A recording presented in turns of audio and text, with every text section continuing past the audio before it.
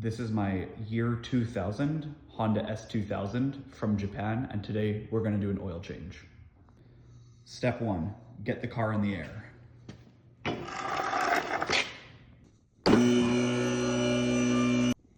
Step 1.5, do this before or after, doesn't matter. Hood open. Remove your oil cap. Because I've lost a bunch of these, I got a wrench-on oil cap.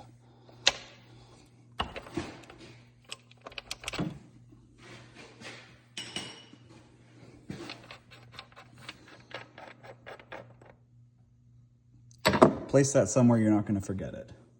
Probably not right there. Raise the car higher, because we're going underneath of it.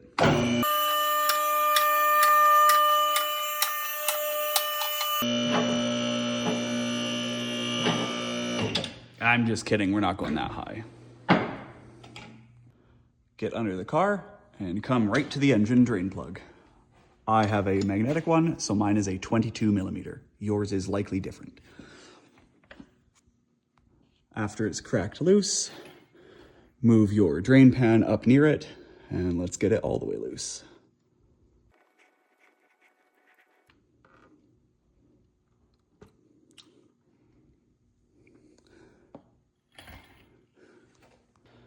Perform the technical task of inspecting your drain plug for shmoo.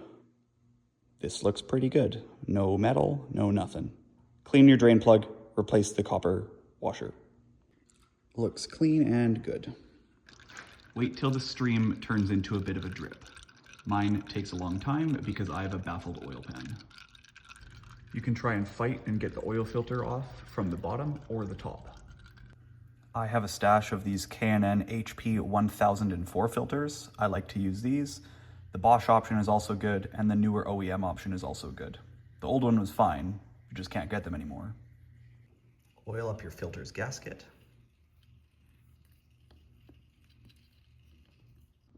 When your oil stops coming out or gets sputtery like this, you're good to put your drain plug back in. And I'm sure some people are going to say, but Danny, it was still draining. There's still oil in it. Your head is going to contain oil too. See all those little areas down there? There's more oil in your head than is going to be coming out with those little drips. Yes, this is a B series head, not an F series head, but whatever, my point stands. Dispose of your oil responsibly into the bucket. Where that bucket goes, nobody knows. It's the eco station. The eco station is where this goes. Good and tight. Just like that. Nothing too crazy. So now we can get up there and loosen the oil filter. Look how strong I am to be able to move that. Definitely you don't need an oil filter wrench or anything. That was not helped to pre-loosen. Sometimes there's a little bit of oil left. I threw a rag down. I have a concrete shop. You can tell I don't really care about that. So we will nicely take off the oil filter. Okay, I lied. Let's get that back right here. That's a lot.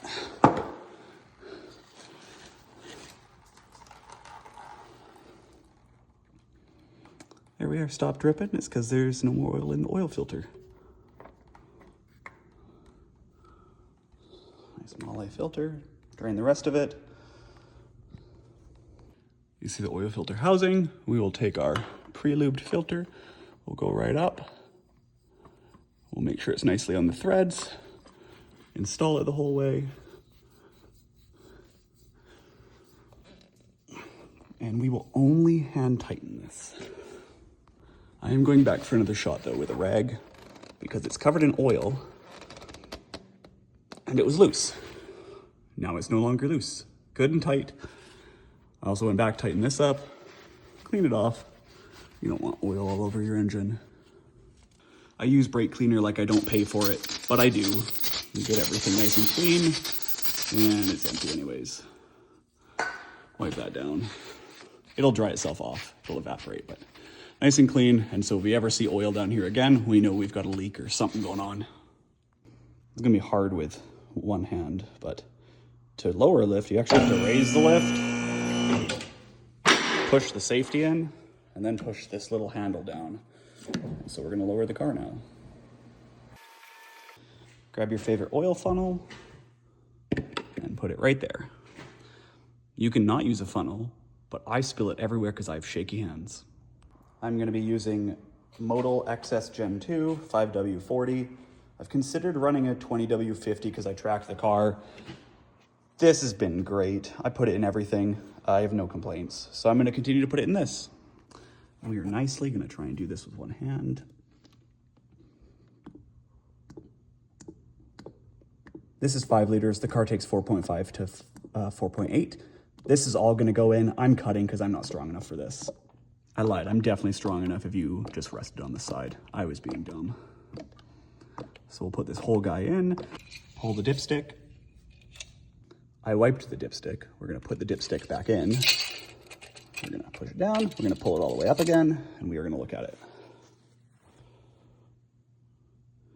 This oil is very clear. It's hard to tell, but it does look like we are in the roughly the middle, so we're gonna add a little bit more oil. I've added more oil. We're gonna press on the rag, turn it up. Where did we get to? So we are just over halfway, just a hair shy of the high mark, so we're gonna leave it there. Now, this doesn't mean that the car's done yet. We should turn the car on, circulate the oil, and then measure again to make sure we're still in that range. I'm gonna anticipate we'll still be in that range, so I'm just gonna finger tighten this for now, just to make sure that we are not spattering it everywhere. Give it the old check underneath, make sure we don't have a pool of oil sitting under there. It looks good. Turn the car on, turn the key on. Yeah, my starter grinds, it's on the list. We'll let this run for about 30 seconds to a minute. Some people say 5 minutes. Your oil pump's moving, it's moving oil.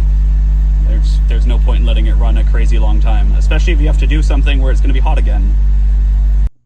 I just took it out. See, we pumped oil through the system and we are a little bit low again and we're not leaking, which means we need to put more oil in.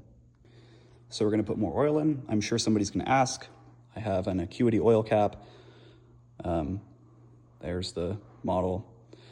You're not supposed to tighten these with a wrench, but again, I track the car, there's enough vibrations. I have lost 2, maybe 3 OEM oil caps.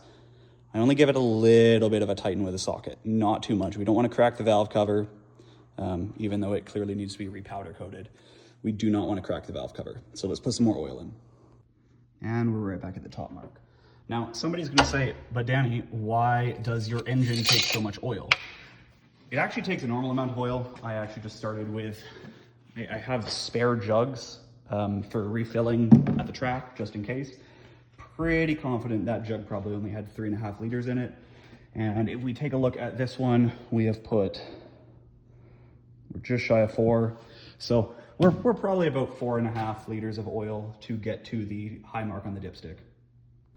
So we've got dipstick back in, we have our oil filter back in, we have the drain plug back in, and we're gonna put the oil cap back on. And on a normal car, hand tighten, nice and hand tight. On mine, I'm gonna hit it with a ratchet and do a little bit more so that it doesn't vibrate off. Clean up, close the hood, take all your oil containers, filters, etc. to an eco station. Don't burn it, maybe burn it. Take it to an eco station. And that's how you do an oil change on an AP1 S2000.